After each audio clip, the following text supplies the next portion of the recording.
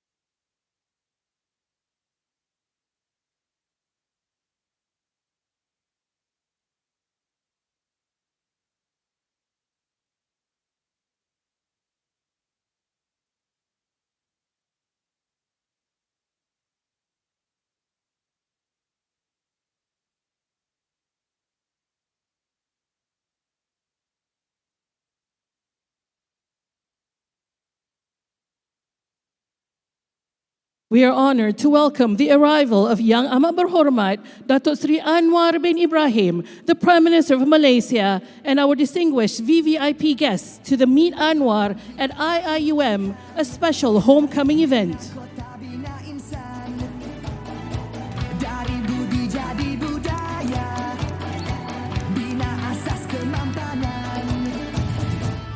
Kesejahteraan masa depan.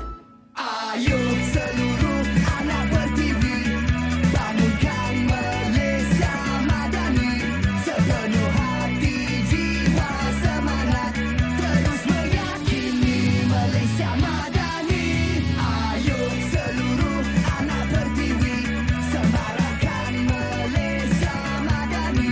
Sepenuh hati, jiwa, semangat, terus meyakini Malaysia Madani. Keyakinan jadi ikutan, pendirian jiwa ihsan, nilai hormat keras diminda, daya cipta luar biasa. Kesejahteraan masa depan. Ayo seluruh anak bertivi, bangunkan Malaysia Madani. Sepenuh hati, jiwa, semangat, terus meyakini Malaysia Madani. Ayo seluruh anak bertivi, semarakkan Malaysia Madani. Sepenuh hati, jiwa, semangat, terus meyakini Malaysia Madani.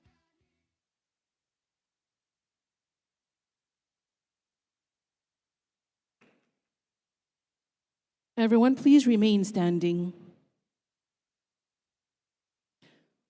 Let us honor our beloved nation with a rendition of the national anthem, Negaraku, followed by the IIUM anthem, Leading the Way.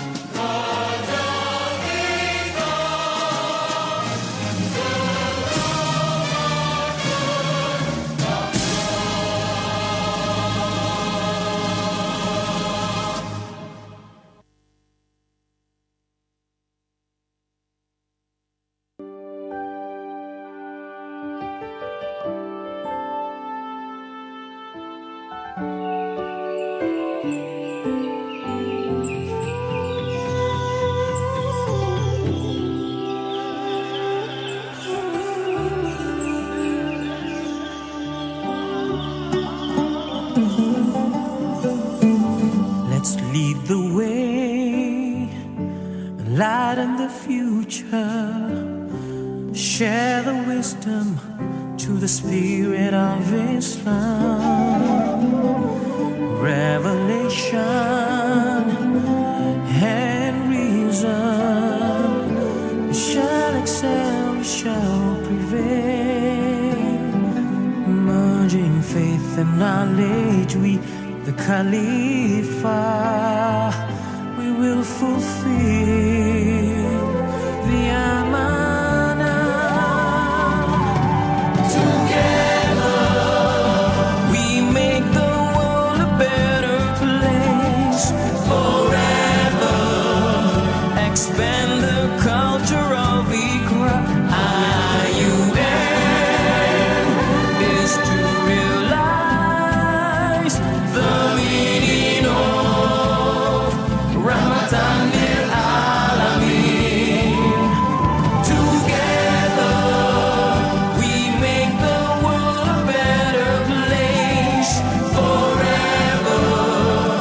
expand the culture of Iqra. IUM is to realize the meaning of mercy to all worlds for all mankind.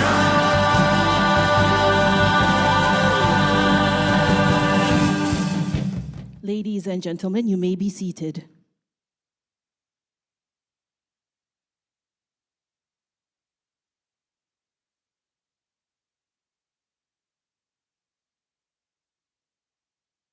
Honorable guests, we shall begin this special occasion by seeking blessings and guidance from the Almighty. I respectfully call upon Brother Durrani Shahmi Azafran bin Azha, second year ICOL students and president of iMasjid, for the recitation of Dua.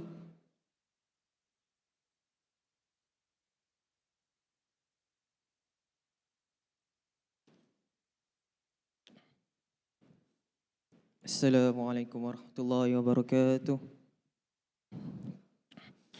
A'udzu billahi minasyaitonir rajim.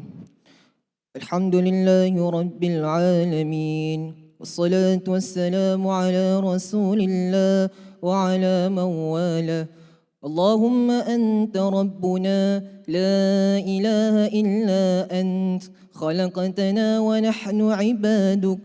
ونحن على أهدك ووعدك ما استطعنا نعوذ بك من شر ما صنعنا نبوء لك بنعمتك علينا ونبوء بذنوبنا فاغفر لنا فإنه لا يغفر الذنوب إلا أنت سبحانك إنا كنا من الظالمين ربنا لا تزغ قلوبنا بعد إذ هديتنا وهب لنا من لدنك رحمة إنك أنت الوهاب. Almighty Allah, most gracious, most merciful, we beseech you in this auspicious occasion, on this sacred day of Jumu'ah, to grace the homecoming of our guest of honor, the Right Honorable Prime Minister of Malaysia, Yang Amat Berhormat Datuk Seri Anwar Ibrahim. With your great blessing of tawfiq and guidance, health and strength, invincibility of spirit and thoughts, let his deeds and endeavors be crowned with success, bringing rahmah, mercy to the ummah and the world. Ya Allah yang Maha Berkuasa, Tuhan yang Maha Pemurah lagi Maha Kaya, kami mohon kepadamu agar engkau memberkati Universiti Islam Antarabangsa Malaysia, kepimpinannya, guru-guru, tenaga kerja dan para pelajar, dengan hikmah, kekuatan dan pertolonganmu, agar institusi ini menjadi cahaya yang menyuluh kegelapan, membawa kerahmatan kepada masyarakat dan dunia. Rabbana atina fid dunya hasanatan wa fil akhirati hasanatan wa qina adzaban nar. Wa sallallahu ala sayyidina Muhammad wa ala alihi wa sahbihi wa baraka wa sallam. Walhamdulillahi Rabbil Alamin. Assalamualaikum warahmatullahi wabarakatuh. Amin, amin, ya Rabbal Alamin. Yang Amat Berhormat Datuk Seri Anwar bin Ibrahim, Prime Minister of Malaysia. Yang Amat Berhormat Datuk Seri Aminuddin Syari, Selangor Menteri Besar. Yang Berhormat Datuk Technical Specialist Mustafa Sabmut, Deputy Minister of Higher Education, Malaysia. Honorable Tan Sri Samsudin Osman, President of IIUM. Honorable Professor Emeritus Datuk Dr. Osman Bakar, Rector of IIUM. Your Excellencies and all honorable guests, Professor Dr. Tracy Fitzsimmons, President of Shenandoah University. Alumni, academicians, staff, and students of IIUM and IIUM subsidiaries, both physically here and online, members of the media, ladies and gentlemen, Assalamu alaikum wa rahmatullahi wa barakatuh, and a very good morning. Welcome to the Meet Anwar at IIUM, a special homecoming, a historic moment as we celebrate the return of one of our most distinguished figures, Yang Amat Berhormat Datuk Seri Anwar bin Ibrahim, to the halls of IIUM. This event is being broadcasted live in our campuses in Kuantan, Gombak, and Pago, and we extend our warmest greetings to all who are tuning in. Today is more than just a homecoming. It is a moment of inspiration, reflection, and unity for all of us here at IIUM and beyond. To begin our proceedings, it is my pleasure to invite the Honorable Rector of IIUM, Professor Emeritus Dr. Osman Bakar, to deliver the welcoming remarks. Please welcome the Rector.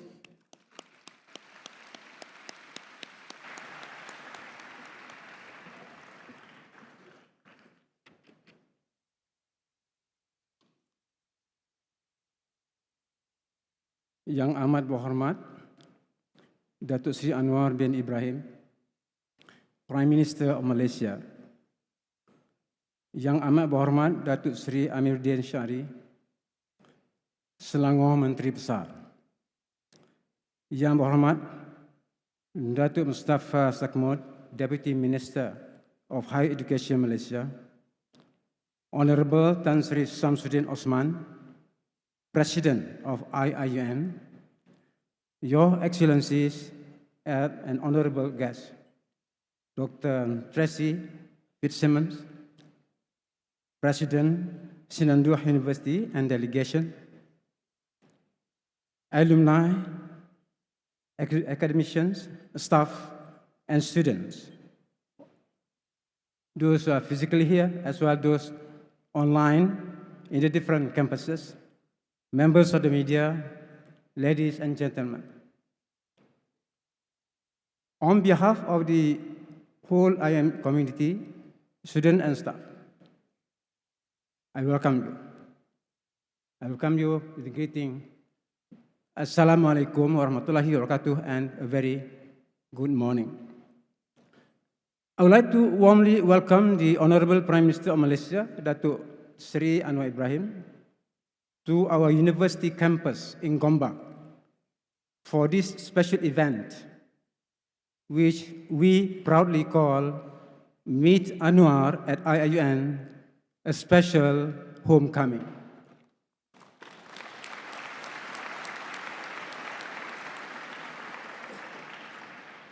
I'm also glad to welcome our distinguished guests and representatives of our alumni, chapters and clubs. Thousands who are in this hall now, a good cross-section of the university's current 28,000 plus students and 5,000 plus staff.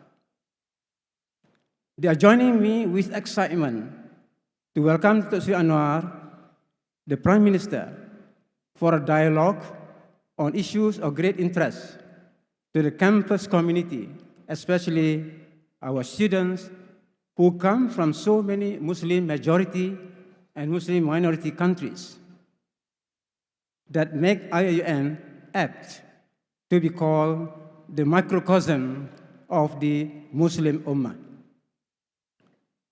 Thank you very much, Dr. Sri Anwar, for sparing your precious time to visit the campus this morning.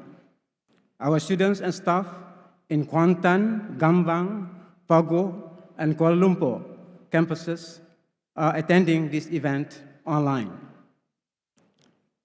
The program Meet Anwar at IIUM, hosted by IIUM today, is a very meaningful one for the university, and we are quite sure that it is very meaningful to Datuk Seri Anwar himself as well. His visit to the campus today may be described as a real homecoming. Datuk Seri Anwar has been associated with the foundation and development of the university in the first 15 years of its existence.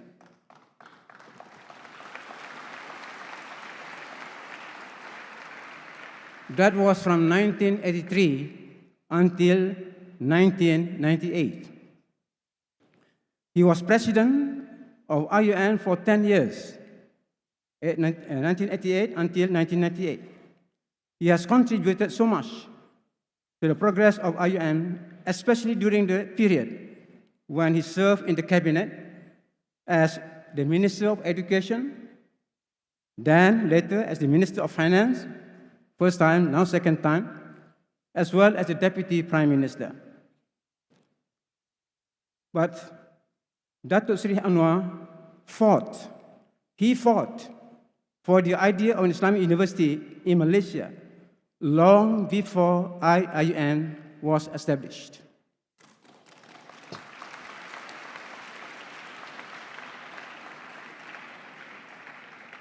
When he was still a student and a youth leader.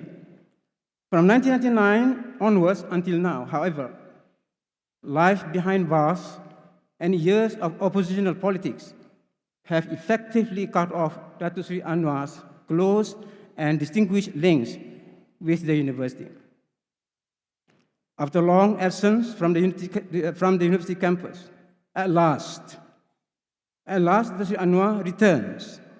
That is today, 11 April 2025, 12 Syawal 1446.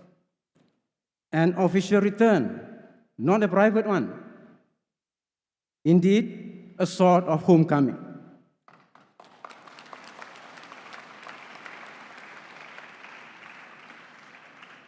How we all in the university wish that Datuk Seri could have stayed with us today a few hours longer,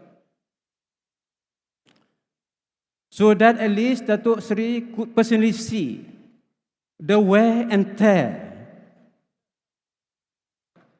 to which the built environment in the campus has been subjected over the years. But we understand Datuk Seri's numerous daily commitments.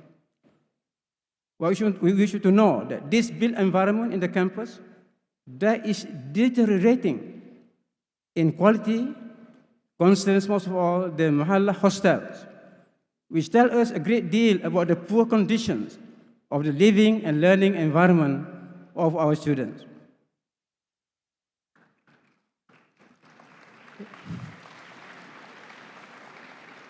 That's true.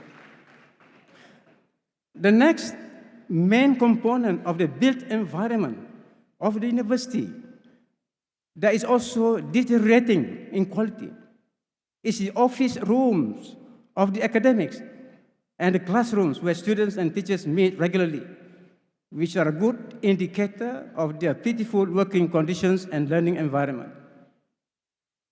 Another important component of our built environment is the information and communication technology, ICT infrastructure, especially internet facilities and Wi-Fi access points. We in the IUM, like those in the other public universities, wish to sincerely thank Datuk Seri for a praiseworthy initiative to enhance internet connectivity in higher education institutions.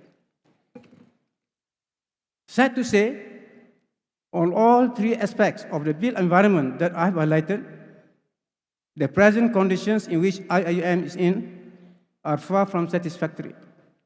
On behalf of the campus community, I would like to appeal to Datuk Seri as the Prime Minister and the Minister of Finance to help us urgently overcome the present unsatisfactory campus conditions while providing us with the necessary funding for the purpose of building for preservation and renovation.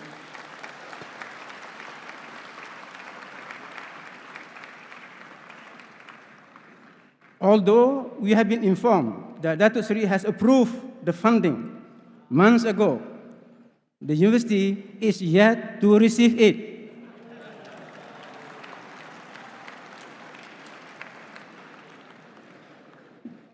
This means that we are compelled to continue to tolerate the poor living conditions in the hostels and the unsatisfactory learning environment.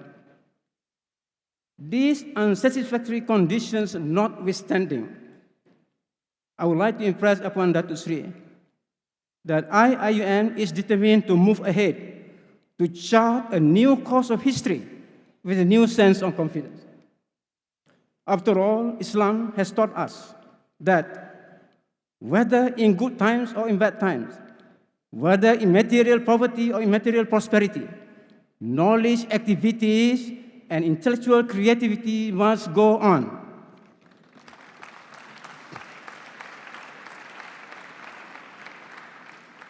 Guided by Tawhidi epistemology as our vision, and Ummati excellence understood in the inclusive sense as our mission, we will work hard to put IUM at the peak of thought leadership in the world, inshallah. To conclude, let me once again thank Datuk Sri Anwar Ibrahim, our Prime Minister, for being kind and generous enough to be with the students and staff this morning for your homecoming. May Allah bless Datuk Sri Anwar, and may Allah bless IUN. Wabillahi taufiq wal hidayah. Wassalamualaikum warahmatullahi wabarakatuh.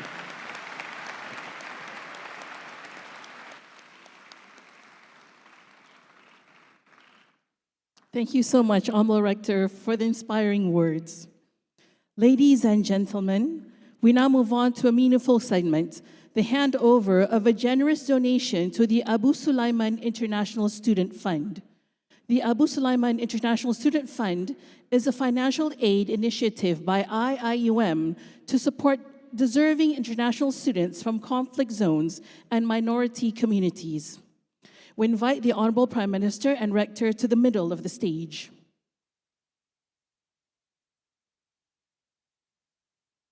And we invite on stage Dr. Yaqub Mirza, President of the Center for Islam in the Contemporary World, Shenandoah University, and representative of Sterling Management Group. The President of IIUM, Tan Sri Samsudin Osman.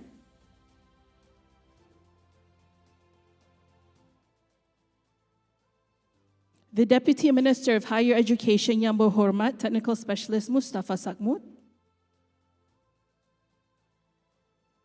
The Menteri Besar of Selangor, Yang Berhormat Datuk Sri Amiruddin Syari. And our distinguished witnesses, Professor Dr. Tracy Fitzsimmons, President of Shenandoah University, and of course, Madam Mona Abu Sulaiman.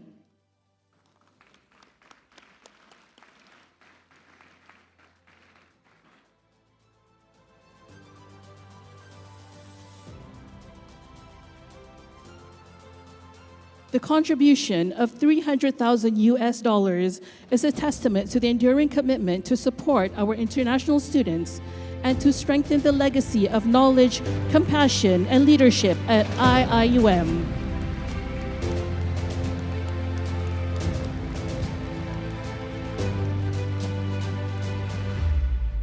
Thank you to all parties involved in making this possible. I respectfully ask the Prime Minister and Rector to return to their seats on stage, while the rest may return to their respective seats off stage.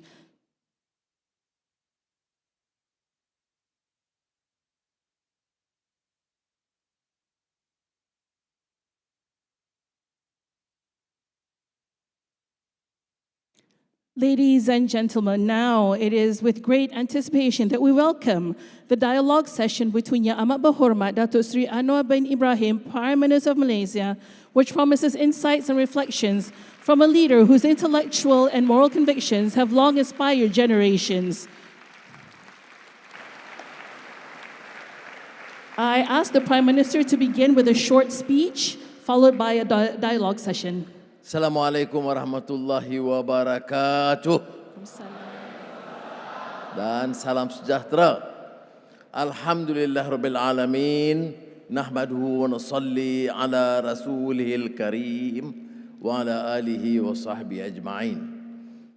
Saudara saya, Profesor Osman Bakar, Menteri Besar Amiruddin, Timbalan Menteri, para duta, duta besar, Dr. Tracy dan rakan-rakan dari Shenandoah dan profesor dan staff, alumni dan anak-anak dikasih sekalian.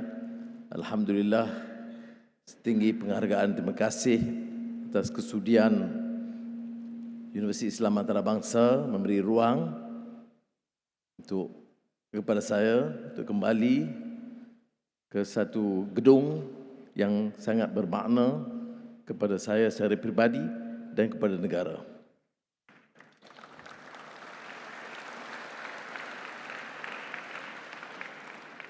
So it is a rare privilege to be back here. I really feel at home, although as Osman referred to just now, is a bit dilapidated as compared to the past. Normally when they invite me, they always have something to demand. And so it is not nothing. It's not a free lunch or dinner. But I appreciate, because after all, the role of the director is of course to present the demands and requests of the university staff and students. We have actually approved, but there are some bureaucratic procedures that need to be observed. And I think the university itself also have to review some of your requests. I was joking with Osman yesterday. Can you imagine the university, they say they have to repair washrooms and lavatories in a few hostels, and all standard 2 million ringgit. It doesn't sound quite right. So I asked him to tell the officers to make sure that the request is proper and reasonable. You can see this washroom requires 2 million, that 2 million. I mean, there are different stages. Some may be 1 million, some may need 3 million. So that's important of center of excellence to improve. But jokes aside, I think I will make sure by Monday next week, you will get the 5 million to start work immediately.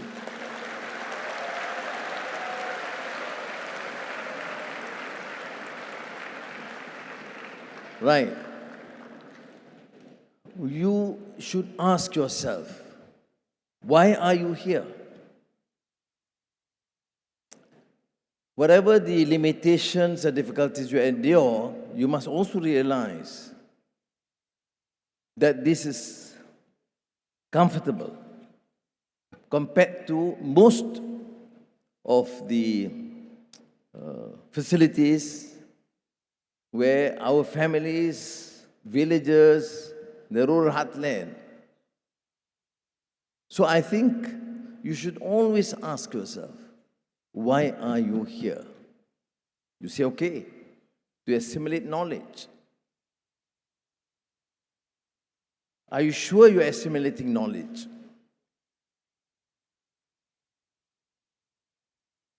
Because I made reference to T.S. Eliot just now, comparing between information, knowledge, and wisdom.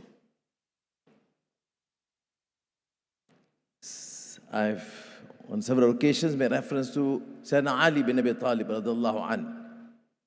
Always talks about lazzatul ma'arifah, the level of knowledge which is ma'arifah, which is wisdom, which can decipher between the right and wrong, haq and batil.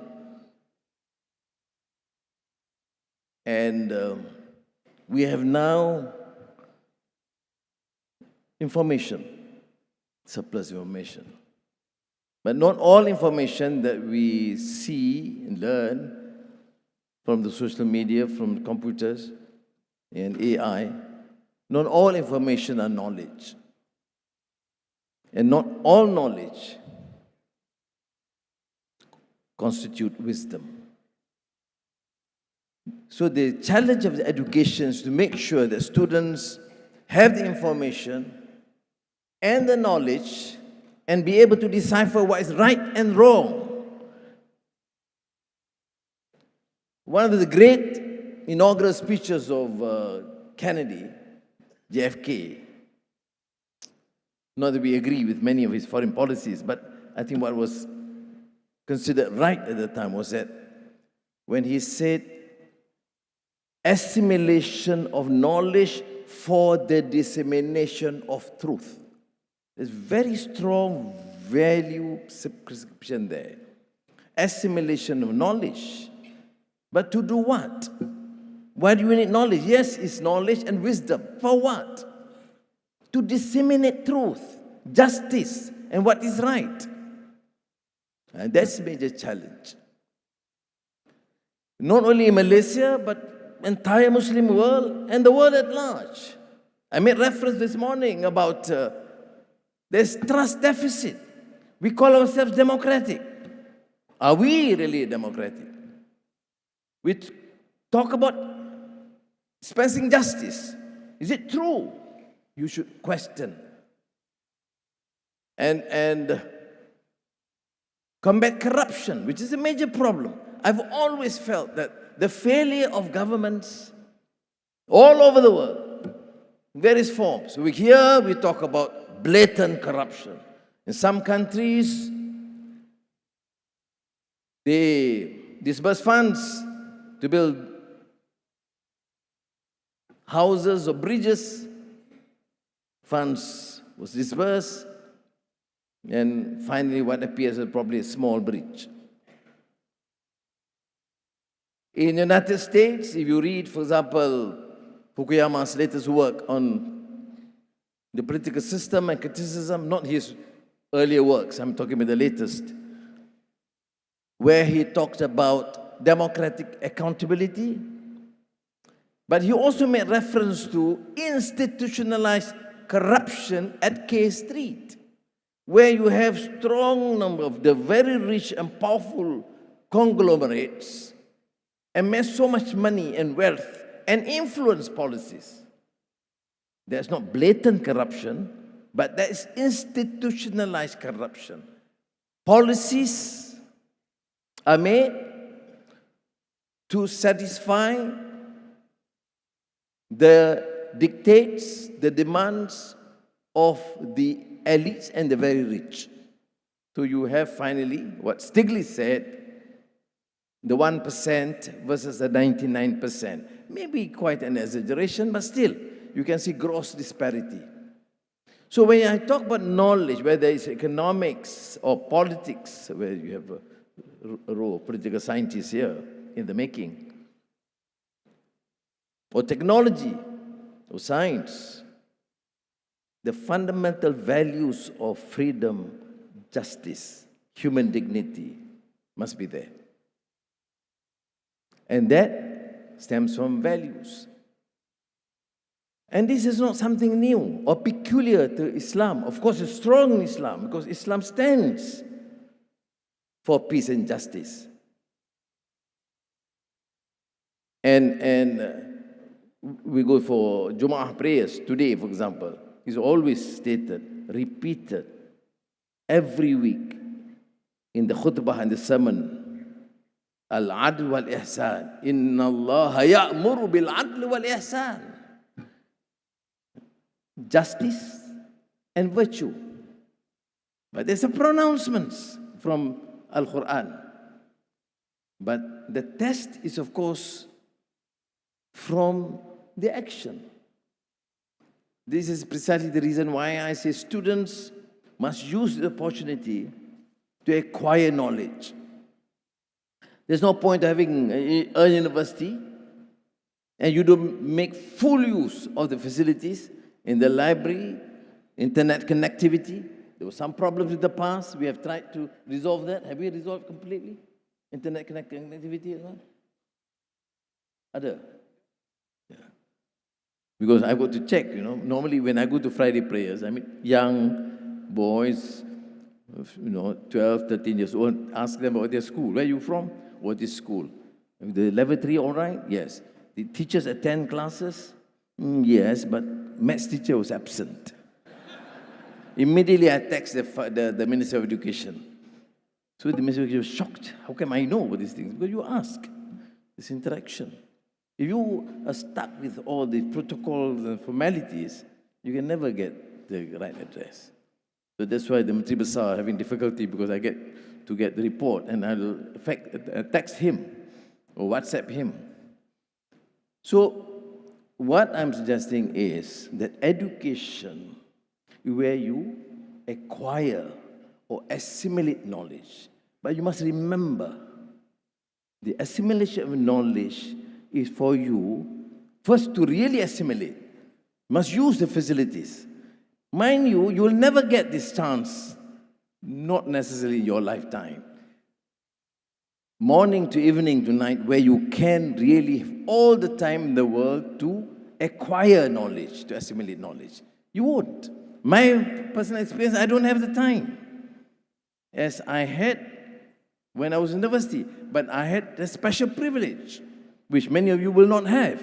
Oh, that is, I was in prison for 10 years. And that privilege was fully utilized to read and read and read.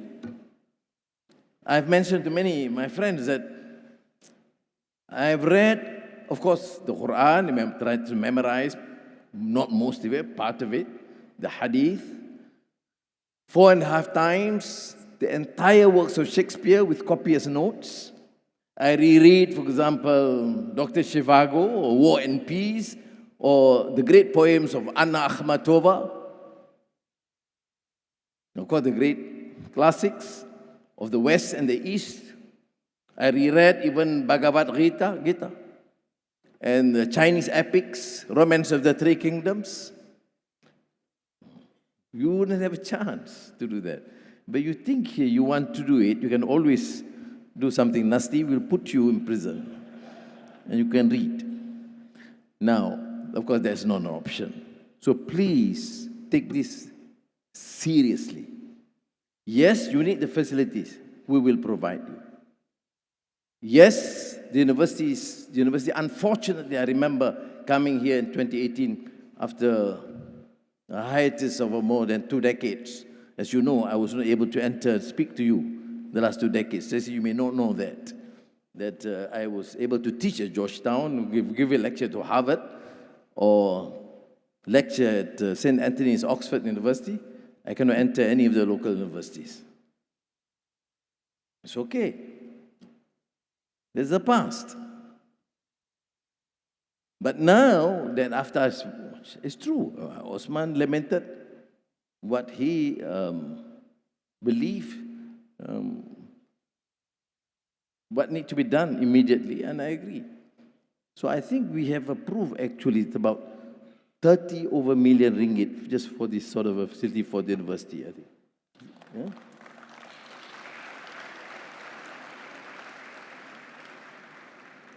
You never clap until the money comes. Okay. Now, so back to the fundamental issue about assimilation knowledge. That's why when we talk about an intellectual, many claim to be elitist intellectuals. But sometimes we have a problem. Why this university in the first place? Osman made reference to my first letter to the then Prime Minister, I think about, Deputy Prime Minister or the Director of those days, there was a period of emergency, I think. National Emergency Council, Tun Razak, I think probably in 1971. I wrote a letter as president of the Islamic students body to say we should set up an Islamic university. Of course, I was not able to articulate the vision as well as I can do now. But I thought Islam is not a belief, and the concept of education is not really confined to some rituals, some very traditional conservative views. I thought Islam must be also, other than the ritual, the salah and the zakah, is also to promote peace and justice and understanding in humanity. Not to sow the seed of discord and differences. You see, in the Muslim world, we talk about here, Malaysia is 60%. It's a majority Muslim country. Islam is the religion of the federation. But we have more than 40% non-Muslims. We have to deal with them. You want me to be a hero by just abusing the non-Muslims? Yes, I'll be a hero among the Muslims. As many of my friends in the opposition does. But is that the right thing to do? First, is it an Islamic thing to do? Why do you have rahmatan lil alameen? When you propagate hatred, racism, fascism, and discord. So you must remember, you may be in Islamic university, but here the Islamic university is to promote the true understanding of Islam. Not so hatred for the others. It's understanding. It's lita'arafu. Appreciation after knowing one another. And that is what we mean assimilation of knowledge. Don't just assume. And I must remind you, some of the lecturers, of course, you come from a different society. So much the civil war and hatred and discord. But you are dealing with a different environment. We don't want that discord. So I must remind, whilst we welcome all, you are here to present to me an opportunity to promote the right understanding of the religion. Because otherwise, you have the ISIS and the Al-Qaeda, which is, of course, not a service to Islam. They're doing this service because the West understand Islam from the axis of evil. Remember the famous President Bush view after 9/11. First, Reagan about axis of evil of the communism, the Soviet Union. Then you have axis of evil of the so-called extremist Islam, which forms a small minority. Now, I want to stress this point because we also have the problem, internal dynamics within the Muslim community. Mona is here, the daughter of our great friend, Abdul Hamid Abu Sulaiman, whom I persuaded here to come here as the rector of the university and had immense contribution to the setting up of the university. After bitter quarrels with me, I was Minister of Finance, and he just said, you want an international Islamic university or you want a village university? I said, yes, Ya Akhi, but we need the funds. But I said, why are you finance minister for? This Saudi is a tough guy. I said, I happen to be Minister of Finance for the whole country, not for the Islamic University alone. But I must really thank him. May Allah bless his soul. Because for his continued harassment, because he believed in the cause. And you want to have a university, then better be a center of excellence. You want to have a university, an Islamic university, according to Abdul Hamid, it is not just any university. The curriculum, the message, the graduates you produce must be different. More knowledgeable, more articulate, more tolerant, more wise, and not having this problem, hangover of the extreme views, intolerant, and preaching hatred every day. I have this problem too. Of course, not too many, fortunately, alhamdulillah, but you have the time. You have the freedom to use the social media. What do? Abuse, full of deceit, full of hatred, in the name of Islam or the Malays. I'm a Malay, I'm a proud Malay. I value the cultural heritage of the Malays and the Malacca Sultanate. But I thought the Malays have this beautiful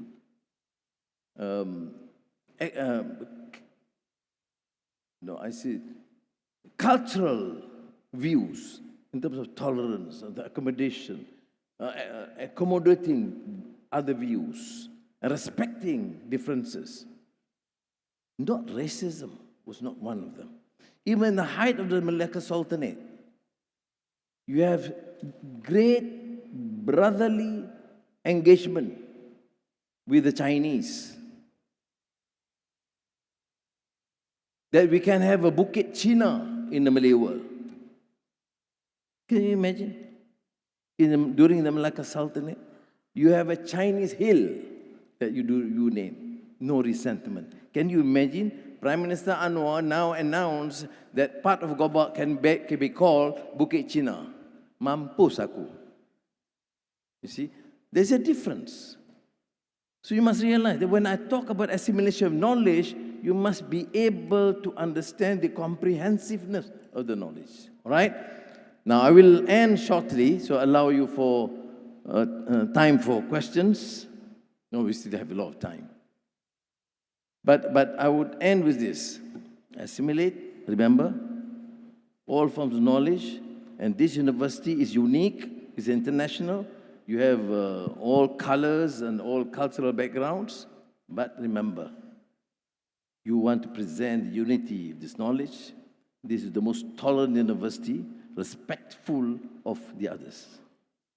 We will not tolerate this, any attempt to sow discord and hatred. We will not survive as a nation. Malaysia will only survive if we promote peace. And justice for all. If I talk, for example, my first year in office as Prime Minister, I said, first deal with the schools. Look at the lavatories. Atrocious conditions. That's not what education is. But to me, it's all schools.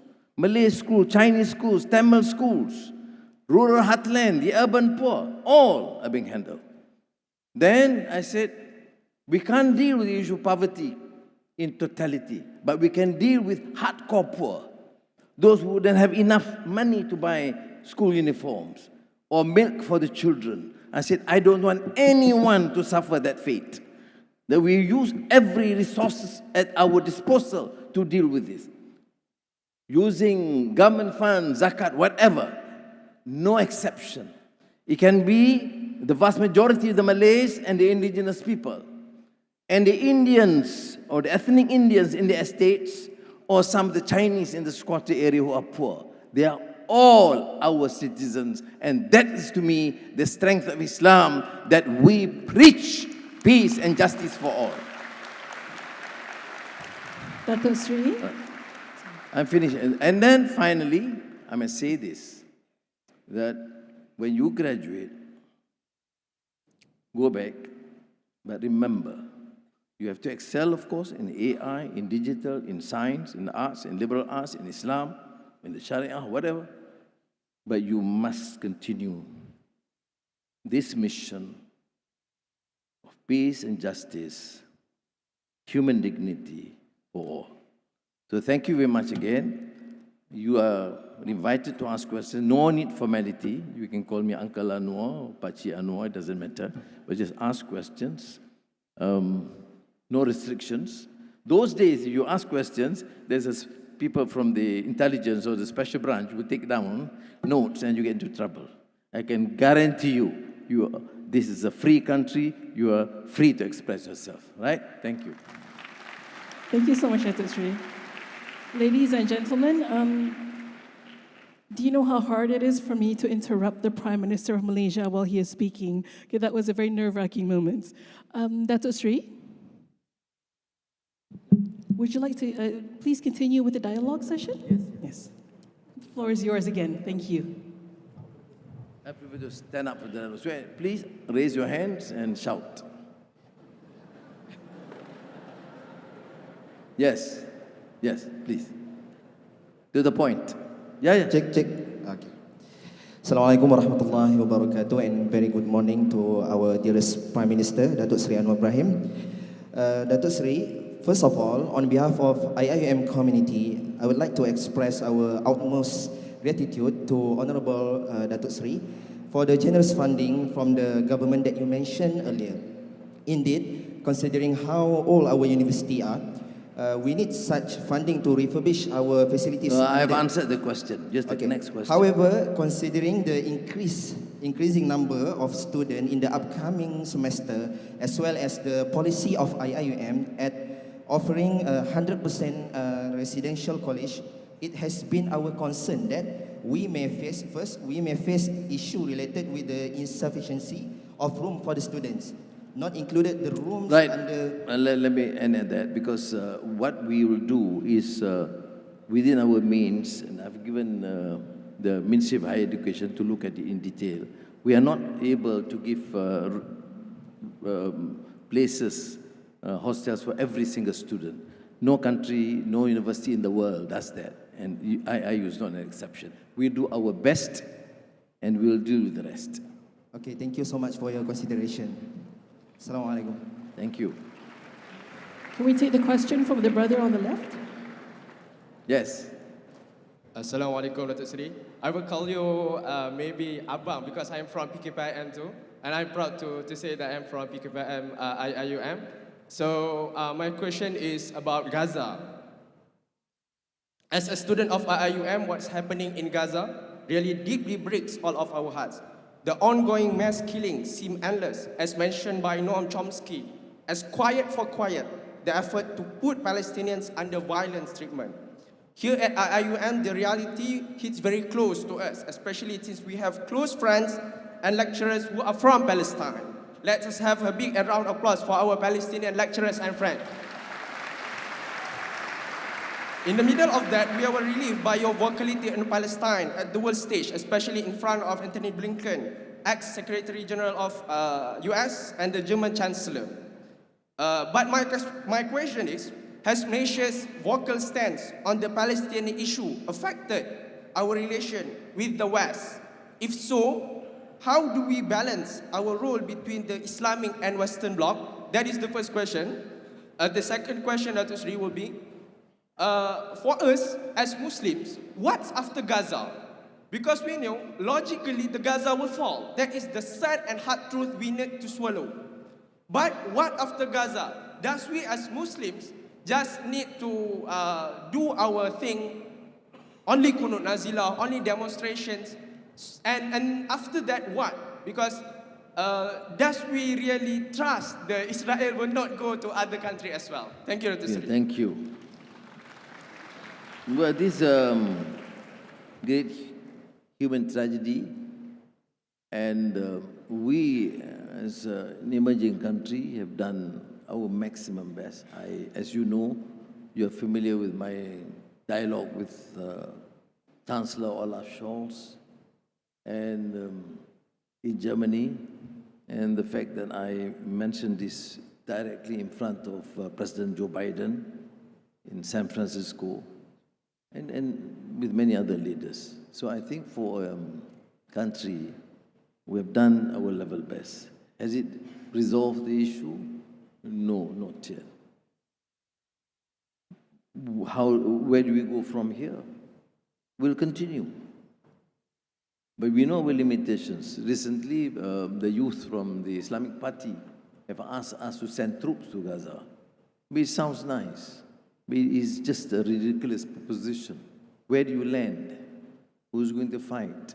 Where are the weapons? So when it comes to this sort of a proposition, you must remember, okay, we have to read together with the Muslim countries, Arab neighbors, and many Western countries who are now with us. I mean, at least understand, stop these atrocities. As I said in front of all our shouts, why this hypocrisy? You talk about human rights and freedom and dignity. The most we ask is just cease fire. Stop the killings. I mean, I'm not saying killing of Muslim is not okay, killing of Jews is okay. No, just stop the killings. So, your next question is, has it impacted our relationship with the West? No, because we make it clear. We are a trading nation. Number one investor is still in the United States. Our major export is still the United States, then China and Germany. There are three countries, major countries. We express our displeasure, our differences, and some of the views. I mean, it's not new. During the Vietnam War, we disagreed. I was a student leader then. We demonstrated against the atrocities inflicted by the Vietnamese. Have they learned? They have not learned. What was that? That's neo-imperialism. There's colonialism. There's dispossessing people's rights and dignity. So it's not just Gaza. We are against any form of colonization of, as we know, the atrocities inflicted so much harm on women and children and the rest. So we will continue to engage. Just like the latest pronouncement on tariff by President Donald Trump, we disagree. It runs contrary to international trading practices, including WTO. You, the United States, were pushing us to work fast, to accept these terms. Now we have accepted, you say no, we discard these terms. When it seemingly doesn't benefit you. So we say, but then, do we engage? Yes. Do we wage war? No. Do we protect our interests? Yes. I want to protect this country. I want to protect the workers. I want to protect the families. So whatever is being said must be to protect the national interest and to protect our workers and our industries. Semiconductor. 65% of our products are exported to the United States, which means it is an important partner. Yesterday, Oracle was here, met me, and discussed about their potential investments. They will continue, and that's in a US company. Last week, Microsoft was here, had difficulties, closing some facilities, some neighboring countries, but they will proceed in Malaysia. So it is important, therefore, to focus on political stability, clarity of policies. They should know exactly what is our policy on semiconductor, what is our policy on AI, what does it take to ensure that Malaysia becomes attractive as a destination for investments. And do we then be selective? No. In the next few days, President Xi Jinping is coming. And of course, United States and China is virtually a trade war now. But I happen to be chairman of ASEAN too now, this year. And our policy is, of course, centrality, which means we will engage the United States as the traditional ally, friend, investments and trade, but nobody should stop us from befriending China, who's an important country, economically vibrant, and they have taken a position to recognize and respect our freedom and our right. We will continue. But what is my answer, therefore, is make sure that we can shout as much as we can, but we must put our house in order. Stop the corruption. Stop the abuse of power. Yeah. Make sure we govern well. Make sure you protect the interests of our people. That is the answer. Not short term, but in the long term. We are weak. People squander your wealth when you're being abused. And there's nothing you can do. For what? So, yes, we will continue to raise the issue of Gaza. But yes, we will protect our national interests. Because without the economic interests and the wealth, we cannot help them. Yeah. We can, of course, express very strongly. Yes, sister. Assalamualaikum warahmatullahi wabarakatuh, Datuk Sri. My name is Nura Fatini. I'm current president from Kuliah of Education, representing Kuliah-based student committee that involve 14 presidents of 14 Kuliah, inshallah, as a whole of IIUM. Thank you for your time for the visit today. Datuk Sri, IIUM campus was envisioned as a world-class Islamic university with cutting-edge facilities. However, the reality might speak differently, where most of our learning spaces struggle with three main problems, which is the first one is outdated infrastructure, and the second one is missing modern tools, and last but not least is safety concern due to delayed maintenance. So, given IIUM's role as a national leader in education, I would like to ask what a specific support that the government can provide. Maybe whether funding, partnerships or policy initiatives that can urgently upgrade our facilities to ensure a better and convenient learning spaces. Thank you, Datuk Sri. This has been taken up. This country, universities depend almost entirely on the government.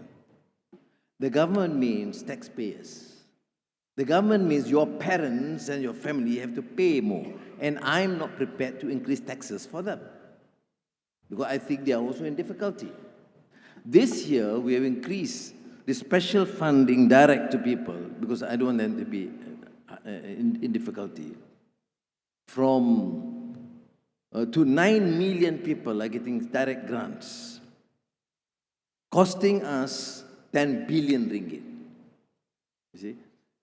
I can reduce that and give it to you in the university, which is also important. But if I reduce that, the families suffer. This year, we started giving increased salary. We increased the salary of our public civil servants, where I was criticized. But I say for the last 12 years, government after government, prime minister after prime minister, they take care of their salaries, which is very high. And they say, I don't take salary, right? To prove a point.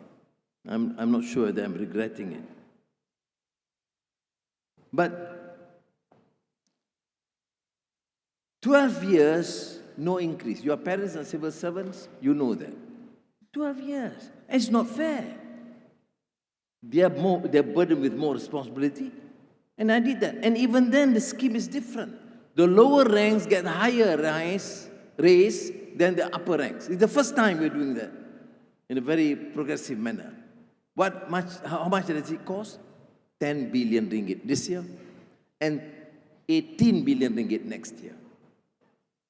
So students, when you ask for additional assistance, where it's absolutely necessary, we will have to do it. But universities have also to be more creative to see how you can join in with some of the factors, where the rich must pay. Now we say students, be it locals or foreigners, you come from a rich family, you pay more. And that seems to be going to be extremely unpopular, but we have to do it. I mean, your salary, your parents' salary,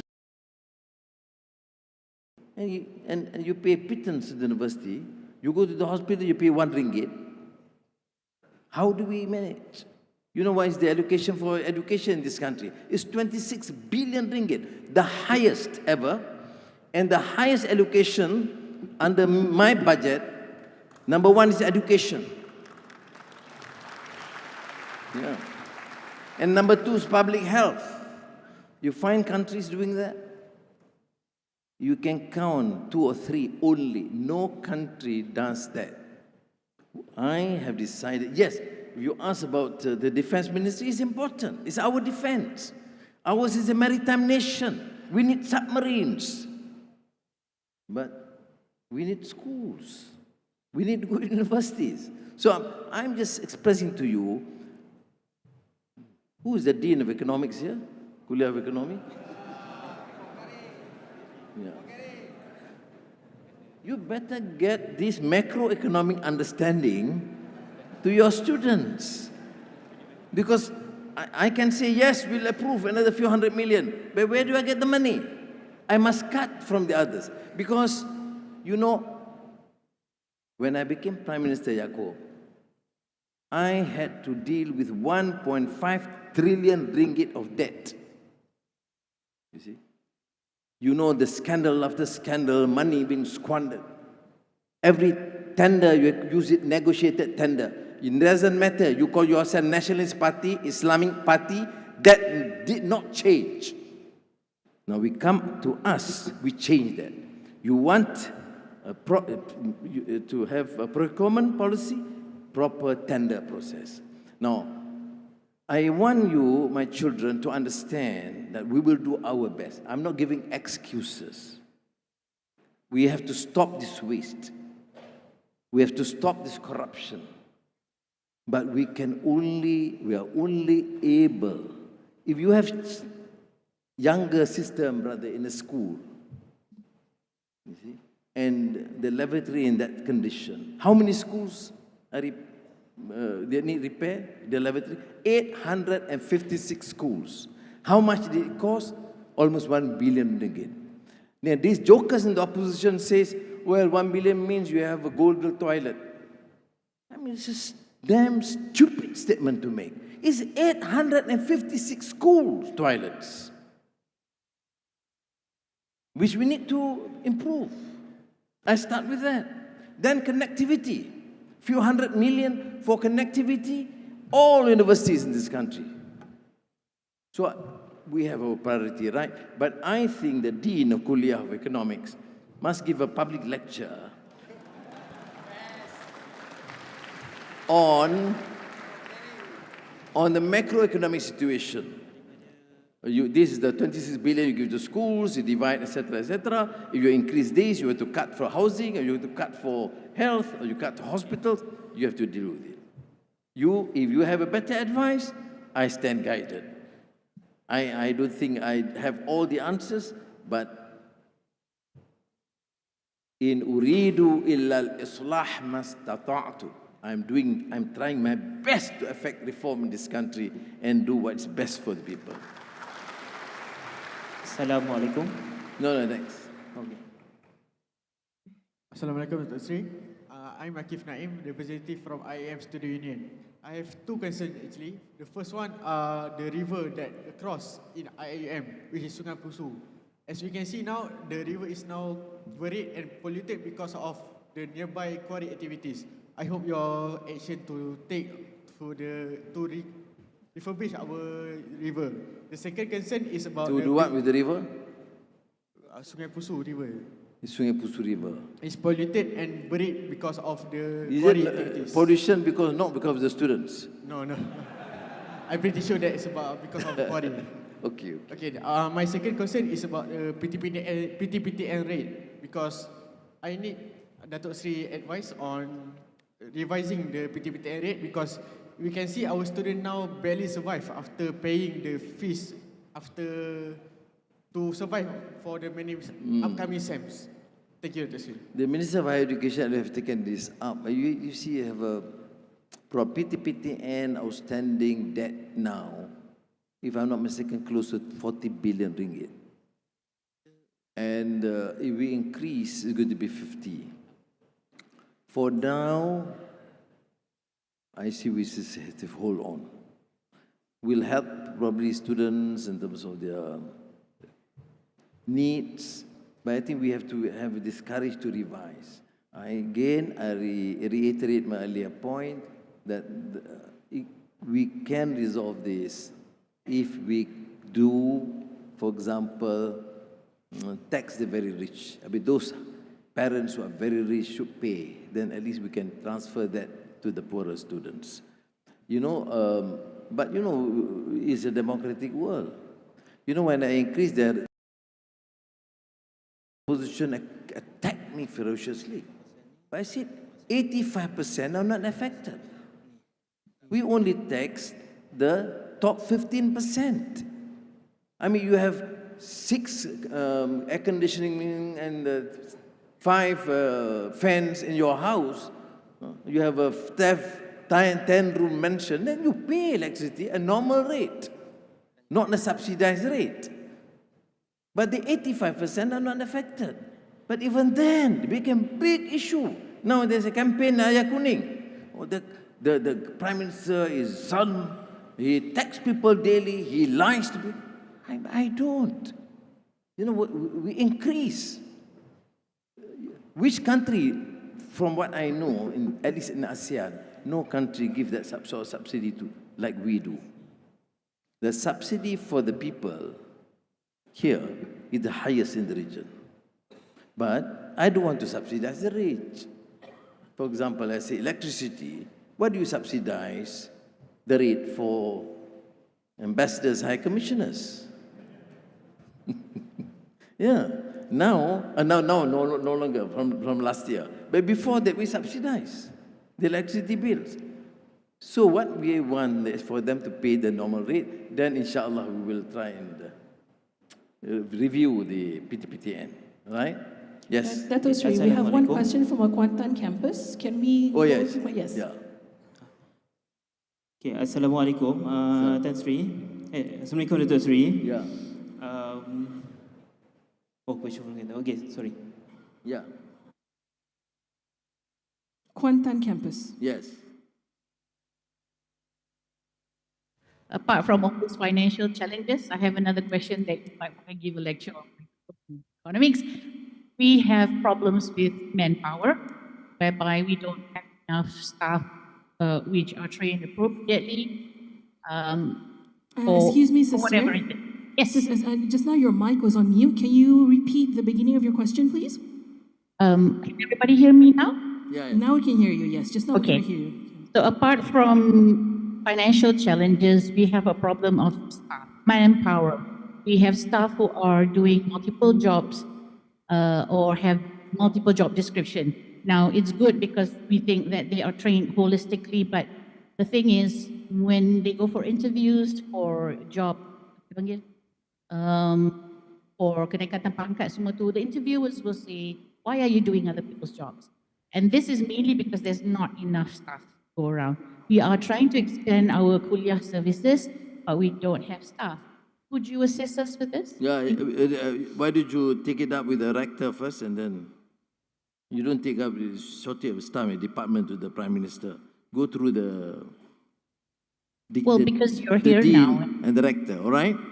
Okay, thank you. Okay. Thank you. Okay, thank you, Kuantan. There's also a question from our student upstairs on the first Hello. floor up there. Yeah, yes. Assalamualaikum Datuk Sri. Salam. I'm Muhammad Nur Huzaimi from Ahmad Ibrahim Kuliah of Laws. My question is, as we know you from the first day as Prime Minister, you shouting about the institutional reforms.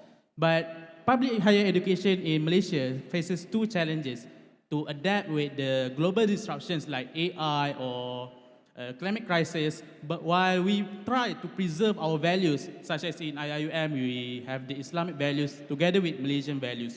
So my question is, can you share what the outline of this Madani government's policy or agenda of reform in public higher education system that first modernizes public universities to accelerate research and development activities and digital infrastructure, and second, to anchors progress in Malaysian values, specifically in IIUM that we have the Tauhidi epistemology and Ummatic excellence. Thank you, Datuk Sri. Thank you. Now, the first question is on institutional reform. The reform, of course, is not confined to only higher education. In the Madani philosophy of the government, which means we inculcate the new disciplines that is relevant, including energy transition, digitalization, AI, and at the same time to ensure that there is intrinsic values on justice, on humanity, ihsan, rahmah. Then Parliament, for example, we have Fiscal Responsibility Act, which means the Finance Minister surrendering his power to the Parliament to review if he is not able to fulfill the target and to explain. This is not done. I mean, you are transferring that. And then we have this decision that all procurement must be proper, because this was the major cause of the leakages. Then the institutional reform covers the civil service. The civil service must be answerable. We have this civil service commitment on the standard reform that they have to undertake. On the university, I think next month or so, there is this new blueprint for higher education, which I asked the Minister of Education to share and discuss a bit more before they present it as a national policy. I think they should present it also to universities to ensure that the reform meets this aim of a comprehensive, value-based education, but with that sort of expertise, talent which is required. AI, as you know, has been promoted aggressively, and as Oracle has said, I think in the region, we have been most aggressive in terms of introducing AI in schools and in universities. Not only faculties and department, we are now getting the general student body to be exposed to this. We will take time because also some resources need to be disbursed for this. Thank you. Thank you so much. Now that will be the end of our question and answer session. I'm so sorry for those who are still standing. Never mind, you give your last question. One more, okay. Assalamualaikum. Assalamualaikum warahmatullahi wabarakatuh. My name is Ahmad Ali A. Karim from Department of Political Science and Madani Studies. So when you mention about education, I think this Political is science? Yes. What semester? I mean, my 5th semester. Okay, you tell me what I should do. No, look, the thing is that when we learn in universities, I think... No, you tell me, as Prime Minister, what else should I do? We need a good reform in higher education. because this is what's going to build. You mean Prime Minister, good refinery, that's Minister of Higher Education. Well, Prime Minister, what should I do? Okay, so from my opinion, I think what you're doing right now with bringing up the values, such as the Madani values or script, is very important.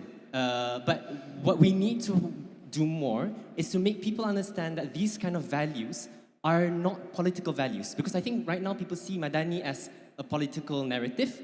But for me, I see it as some form of values that we as everyone, every member of society should adopt. But this is something that I know you're trying to do this to your best, but at the same time, it really looks like a political narrative from the public's point of view. And this is something that I really hope could be changed. Give your name and phone number, I'll ask you to help a bit.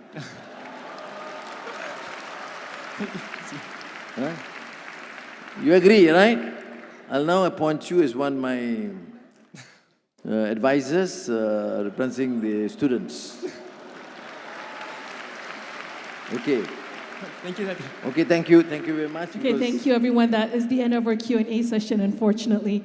I know that... Before that, just let me express again my appreciation, my friend, Professor Osman, for giving me the opportunity for you to take it. You know, as you know, this session is not too formal, too rigid, too protocol-like. And I do this in most universities that I have an opportunity in the States. And I thank you for your patience, but appeal to you, finally, appeal to you, please, as a father, I'm telling you, please, make sure, with all the limitations, do your best, get the best out of this university and serve the community. Assalamu alaikum wa rahmatullahi wa barakatuh. Now, before we depart, I would like to request for Datuk Sri Anwar Ibrahim and Datuk Rector to go off stage to take a group picture together. So the audience, can every one of you gather in the middle of the hall so we can take a group picture with the Prime Minister and the Rector of IIUM?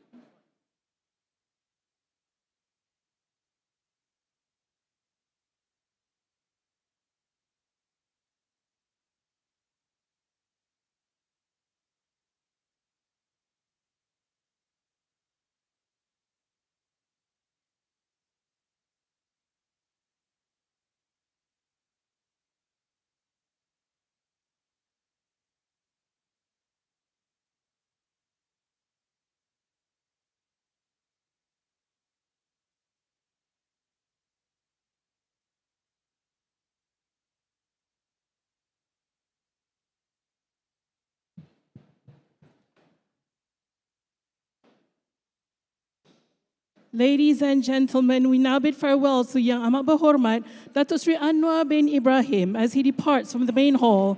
On behalf of the entire IIUM community, we thank you, Yang Berhormat, for your presence, your wisdom, and your continued support.